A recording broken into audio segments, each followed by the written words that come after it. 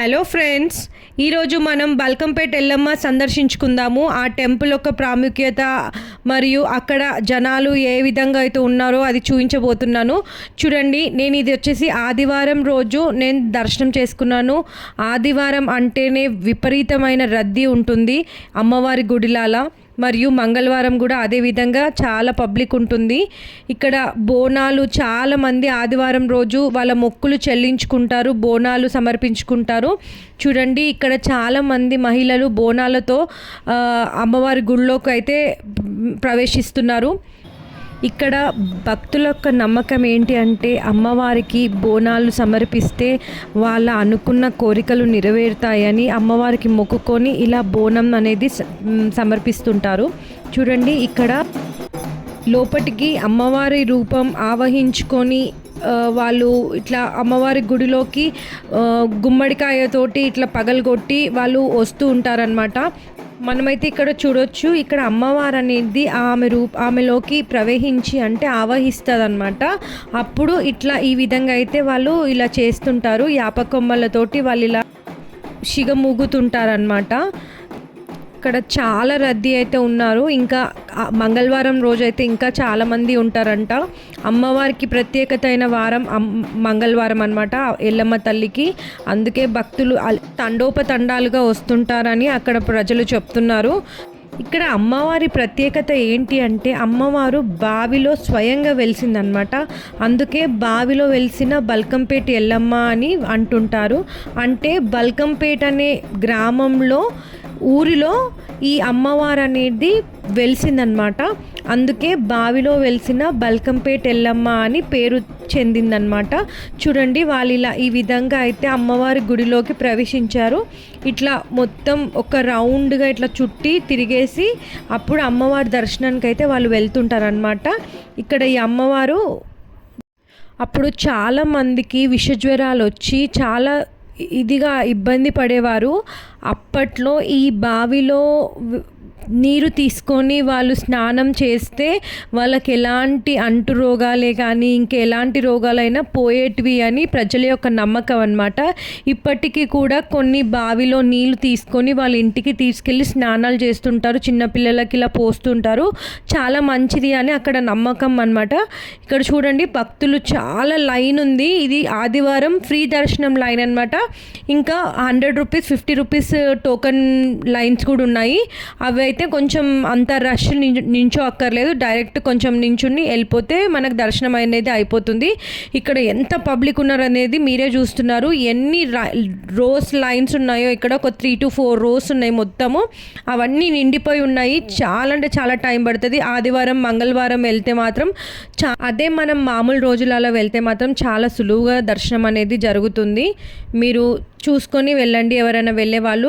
ఇంకోటి ప్రత్యేకత అమ్మవారి గుడికి ఏంటి అంటే మన నీతా అంబానీ ఎవరైతే ఉన్నారో బాంబేకి చెందిన చాలా ఫేమస్ ముఖేష్ అంబానీ వాళ్ళ వైఫ్, ఆమె ఎవ్రీ ఇయర్ ఈ అమ్మవారిని దర్శనం చేసుకొని అయితే వెళ్ళదన్నమాట. అంటే హైదరాబాద్కి అమ్మవారి దర్శనానికి అయితే ప్రత్యేకంగా వచ్చి దర్శనం చేసుకొని వెళ్తుంది. అది చాలామందికి తెలుసు, అయినా మళ్ళీ నేను ఈ వీడియోలో చెప్తున్నాను. అంత గొప్ప మహిమగల అమ్మవారు అనమాట మన ఎల్లమ్మ తల్లి. ఇక్కడ ఎల్లమ్మ తల్లితో పాటు పక్కన కొన్ని గుళ్ళు ఉంటాయి. పోషమ్మ తల్లి ఇట్లా అమ్మవారి గుళ్ళు ఉంటాయి అన్నమాట. బోనం అనేది పోషమ్మ తల్లికి ఎక్కిస్తారు. అక్కడ బోనము పక్కకి ఉంటుందన్నమాట. ఒక ఇట్లా మండపం లాగా ఉండి, కళ్యాణ మండపం లాగా ఉండి అక్కడ పోషమ్మ తల్లి గుడి అయితే ఉంటుంది. ఇంకా అద్దాల మేడ చాలా ఇట్లా ఉంటాయి. చాలా మీరు చూస్తున్నారు కదా, పబ్లిక్ అయితే ఎట్లా బోనాలు సమర్పిస్తున్నారో ఇక్కడ చాలామంది. అంటే వారి యొక్క నమ్మకం అని చెప్పాను కదా, మనం ఏదైతే మనం మనసులో కోరుకొని ఇది జరగాలి తల్లి, నేను నీకు బోనం సమర్పిస్తాను అని అనుకొని వాళ్ళ నమ్మకంతో కోరికలు నెరవేరిన వెంటనే వాళ్ళు ఇలా బోనము మరియు మేకను కోడిలోనో కోసి ఇట్లా దావత్ చేసుకుంటారనమాట. ఇక్కడ చాలా మంది చేసుకుంటూ ఉంటారు. ఎప్పుడు చూసినా ఈ గుడి మాత్రం భక్తులతో నిండిపోయి కిటకిటలాడుతూ ఉంటుంది. ఇక్కడ ఒక అమ్మవారు వచ్చిన మహిళ ఇట్లా అందరికీ గవ్వల మాలతో ఇట్లా వీపున తట్టుతుంది. అంటే అమ్మవారికి చాలా ప్రత్యేకత గవ్వలు అనమాట. అమ్మవారికి ఎందుకో చాలా ఇష్టం గవ్వలు అన్న ఇట్లా. మేమైతే 50 రూపీస్ దర్శనం క్యూ లైన్ టికెట్ తీసుకొని దర్శనం చేసుకొని ఇప్పుడే బయటికి వచ్చాము. ఇట్లా బయటికి వస్తుంటే కొంతమంది ఇట్లా అమ్మవారు వచ్చిన వ్యక్తులు అంటే మహిళలు మనకు ఇట్లా బొట్టు పెట్టి ఆశీర్వాదిస్తుంటారు. ఇప్పుడు వెనక వైపున మీరు చూస్తుంది అన్ని షాప్స్ అనమాట. కొబ్బరికాయలు, పూలదండలు, ఇట్లా చీరలు అన్నీ అమ్మవారికి సమర్పించే సామాన్లు అన్నీ ఇక్కడ అమ్ముతుంటారనమాట.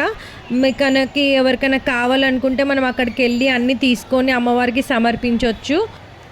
ఇట్లా బయటికి రాగానే మనకు ఎడమ వైపున కళ్యాణ మండపము మరియు ఫంక్షన్ హాల్స్ టైప్స్ ఉంటాయి అనమాట. ఎవరు దావత్ చేసుకోవాలనుకున్నా ఎవరి నంబర్లు వాళ్ళది ఇట్లా టెంట్ వేసుకొని మనం ఫంక్షన్స్ అనేది చేసుకోవచ్చు. ఇప్పుడు చాలామంది ఆటలను మొక్కుతుంటారు, కోళ్ళను మొక్కుతుంటారు, అక్కడ వాళ్ళు దావత్ అనేది చేసుకుంటారు. చూడండి ఇక్కడ మా వదిన వాళ్ళ దావత్కి అయితే మేము వచ్చాము. ఇక్కడ పటాలు వేసి దేవుడికి కళ్యాణం చేయించుకొని వాళ్ళ మొక్కులతోటి అమ్మవారికి పూజలు చేస్తున్నారు. ఇక్కడ ఇదే విధంగా ఇక్కడ కూడా సేమ్ మా వదిన వాళ్ళు కూడా బోనం చేసి ఇట్లా ఒక వ్యక్తి అమ్మవారు పూనిందనమాట. వాళ్ళు ఇట్లా చెప్తున్నారు వాళ్ళ గురించి.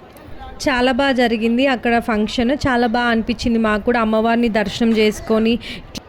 మీకు కూడా ఈ టెంపుల్ యొక్క ప్రాముఖ్యత తెలియపరచాలని నేను ఈ వీడియో తీయడం జరుగుతుంది. మీకు గనక ఈ వీడియో నచ్చితే ప్లీజ్ లైక్, షేర్ చేయండి. ఇంకా మీకు ఎవరన్నా వెళ్ళని వాళ్ళు, ఈ అమ్మవారిని దర్శించుకోలేని వారు వెంటనే వెళ్ళి దర్శించుకోండి. చాలా మహిమగల అమ్మవారు, స్వయంగా వెలిసిన అమ్మవారు కాబట్టి చాలా మహిమత్వం ఉంటుంది. అందుకే మీరు ఏం కోరుకున్నా, ఏం ఇవ్వాలనుకున్నా వెంటనే అమ్మవారికి మొక్కుకోండి, అన్నీ సవ్యంగా నెరవేరుతాయని నా ఒక నమ్మకం. మీరు వెళ్తే మీకు ఆ నమ్మకం అనేది కలుగుతుంది అని ఆశిస్తున్నాను. ఇంకా ఇలా బయటికి రాగానే పిల్లలకు ఆడుకోవడానికి వస్తువులు, బొమ్మలు చాలా ఉన్నాయి. అంటే ఇది ఒక జాతర లాగా అనుకోండి. ఆదివారం, మంగళవారం, ఆదివారం అయితే చాలా విపరీతంగా అయితే జాతర లాగానే ఉంటుంది. ఇక్కడ చూడండి, మీరు చూడొచ్చు చిన్నపిల్లలు ఆడుకునే వస్తువులు అయితే చాలా ఇట్లా రోడ్డు పైన పెట్టి అమ్ముతున్నారు. ఇంకా తలనీలాలు కూడా ఇస్తున్నారు చాలామంది పిల్లలకి, మొక్కుతుంటారు కదా. అంతే అండి ఈ వీడియో. మీకు గనక నచ్చితే ప్లీజ్ లైక్ చేయండి, షేర్ చేయండి, సబ్స్క్రైబ్ చేయండి. SSN talks.